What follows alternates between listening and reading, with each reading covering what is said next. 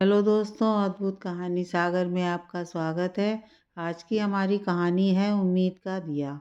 बहू, तुम्हारे हाथ खाली क्यों हैं? इन सोने की चूड़ियों के साथ कुछ हरी चूड़ियाँ भी डाल लो। खाली हाथ अच्छे नहीं लगते हैं। और हाँ, माथे पर और कुछ नहीं तो छोटी सी काली बिंदी ही लगा लो। मैं जानती हूँ तुम्हें सजना संवरना अब अच्छा नहीं लगता। अरे, इसे बिंदी मत समझो, नज़र का काला टीका समझ लो। आसपास के लोग हमारे रिश्ते से कितना जलते हैं ये तुम जानती नहीं हो। उषा जी अपनी बहू नैना से कहती हैं। नैना हंसते हुए बोली, क्या मम्मी जी, आप भी कुछ भी कहती रहती हैं। आज तक सास बहू के रिश्ते से कोई जला है जो हमारे पड़ोसी जलेंगे? हाँ, वो बात अलग है कि आप मुझे बहू से ज़्यादा बेटी समझती हैं। अब जलने वाले जलते रहें, हमें क्या। इतना कहकर नेहा हंसते हुए अपनी सास की बात मानी और हाथों में दो दो हरी चूड़ियाँ डालीं और काली बिंदी लगाकर अपने काम पर चली गई। जाती हुई नैना को देखकर उषा जी की आंखों में आंसू आ गए। तभी उनके पति बिशंबर जी आए और बोले, उषा, जो बीत गया उसके लिए आंसू मत बहाओ। ये देखो, हमारा भविष्य स्कूल जाने के लिए तैयार है और किसी के लिए नहीं तो इसके लिए मुस्कुराओ। उषा जी अपने पोते अभय के लिए मुस्कुराने लगीं तो अभय बोला, दादी, मम्मा कहती हैं जो स्ट्रांग होते हैं वो रोते नहीं, आप भी मत रोना। बिशंबर जी बोले, मैं इसे स्कूल छोड़कर आता हूँ, फिर बैठकर बातें करेंगे। इतना कहकर वो चले गए। सबके जाने के बाद उषा जी घर के छोटे मोटे काम करके बहू की मदद किया करती थीं। जब नैना के कमरे में उसकी चीज़ों को वो व्यवस्थित कर रही थीं, नैना की ड्रेसिंग टेबल पर ढेर सारी रंग बिरंगी चूड़ियाँ थीं। वहीं उनके बेटे अमर की तस्वीर थी जो कुछ साल पहले एक दुर्घटना में चल बसा था। उषा जी के हाथ में हरी चूड़ी और दूसरे हाथ में अपने बेटे की तस्वीर थी। वो पुराने दिनों में खो गईं। माँ, देखो ना, ये दिन रात नीली पीली चूड़ियाँ पहनती है। इसे समझाओ कि पति की पसंद की हरी हरी चूड़ियाँ पहना करे, अमर उषा जी से कहता है। नैना बोली, मम्मी जी, ये कहाँ लिखा है कि बस पति के पसंद की चूड़ियाँ पहनना है। मुझे नीली पीली चूड़ियाँ अच्छी लगती हैं, मैं तो वही पहनूंगी। आपको पसंद है तो आप खुद पहन लो। उषा जी बोली, शादी को 4 साल हो गए, साल भर का तो तुम्हारा बच्चा हो गया, फिर भी तुम दोनों बच्चों की तरह लड़ते हो। ठीक है, उसे नीली पीली चूड़ियाँ पसंद हैं तो पहनने दो, कल तुम्हारी पसंद की हरी चूड़ियाँ पहन लेगी। नैना अमर को चिढ़ाने लगी तो अमर बोला, देख लेना, जब नहीं रहूँगा तो इन चूड़ियों को देखकर मुझे याद करोगी। नैना ने तुरंत अमर का मुंह बंद किया और बोली, ये कैसी बातें कर रहे हैं, शुभ शुभ बोलिए। ये लीजिए, मैंने उतार दी नीली पीली चूड़ियाँ और पहन ली आपकी पसंद की हरी चूड़ियाँ। भगवान के लिए फिर कभी ऐसा मत कहिएगा। उषा जी आईं और अमर के कान पकड़ते हुए बोली, क्यों रे, मेरी बहू को परेशान करता है? ऐसी बातें करके तुम इसका नहीं मेरा भी मन दुखाते हो। बेटा, तुम्हें देख कर ही तो हम जी रहे हैं। तुम्हारे बिना हम अपनी ज़िंदगी की कल्पना भी नहीं कर सकते।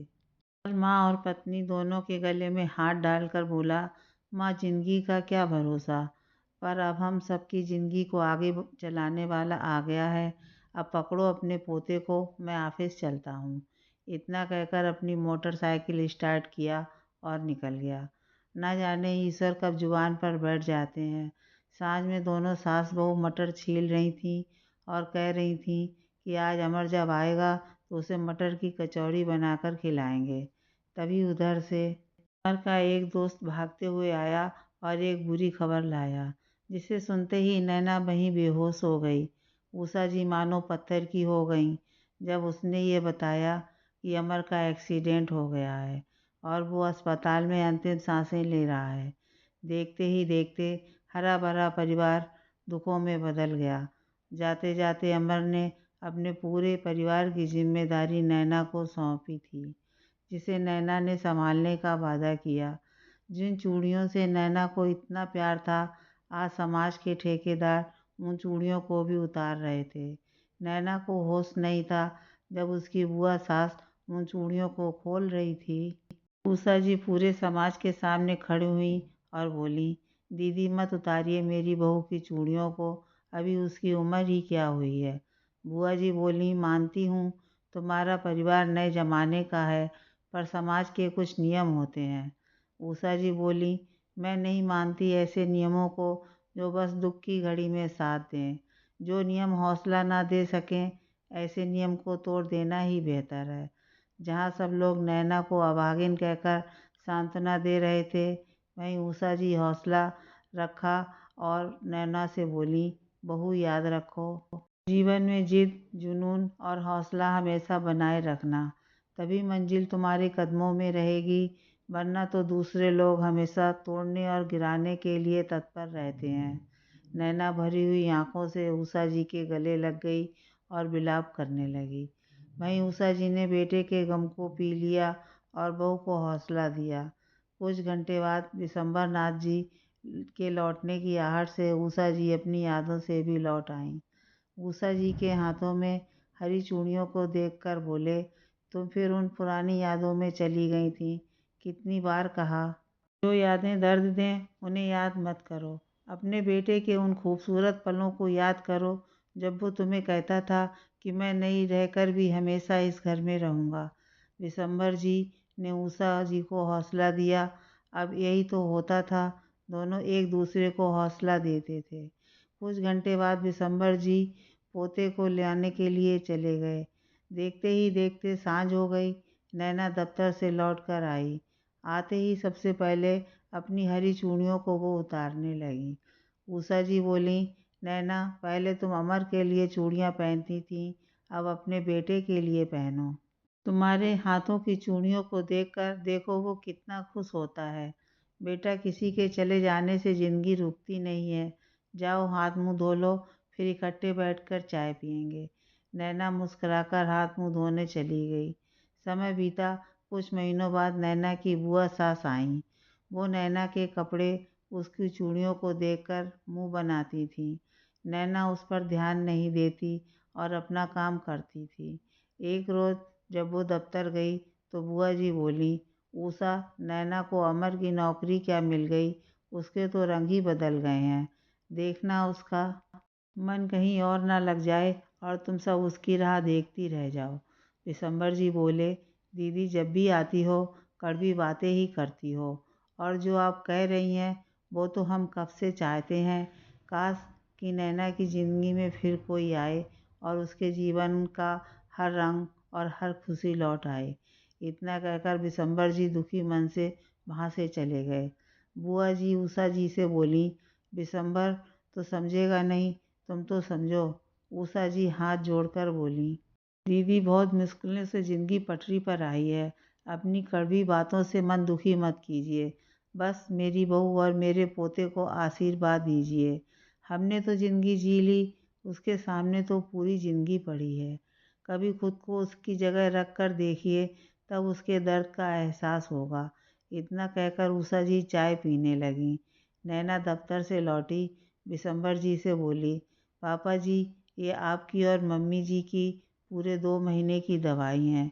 बिजली का बिल मैंने भर दिया है और इलेक्ट्रीशियन को बोली हूँ ऊपर के बाथरूम में भी गीजर लगा देगा, ताकि बुआ जी को नहाने के लिए नीचे नहीं आना पड़ेगा।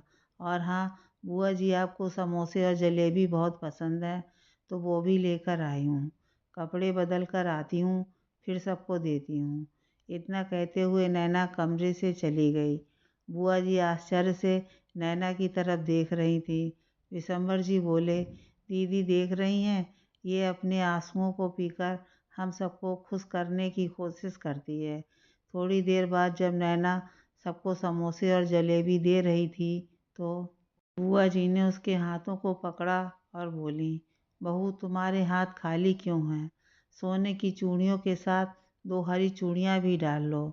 मैं अपने पुराने शब्दों के लिए माफ़ी चाहूँगी, पर तुम्हारे खाली हाथ अच्छे नहीं लगते हैं। बुआ जी की बातों को सुनकर नैना की आंखें भर आईं। उषा जी नैना के आंसुओं को पोंछते हुए बोली, बहू संसार में बहुत अंधेरा है, पर तुम्हें हर पल उम्मीदों का दिया जलाए रखना होगा। तभी तो तुम्हारे हौसले देखकर मुश्किलें भी अपने आप तुम्हें रास्ता देंगी। नैना बोली, जब आप सबका साथ है तो मैं हौसला कैसे हार सकती हूँ। और फिर हम सबके भविष्य को भी तो यही हौसला देना होगा, तभी तो इस संसार के रूढ़िवादी नियमों को ये बदलेगा। हम अपनी सोच बदलेंगे तो देखना मम्मी जी, आने वाले भविष्य में हर किसी की मानसिकता बदलेगी। इतना कहकर नैना ने पहली जलेबी अपने बच्चे को खिलाई और मुस्कुराने लगी। उसकी मुस्कुराहट देखकर सभी के चेहरे खुश हो गए।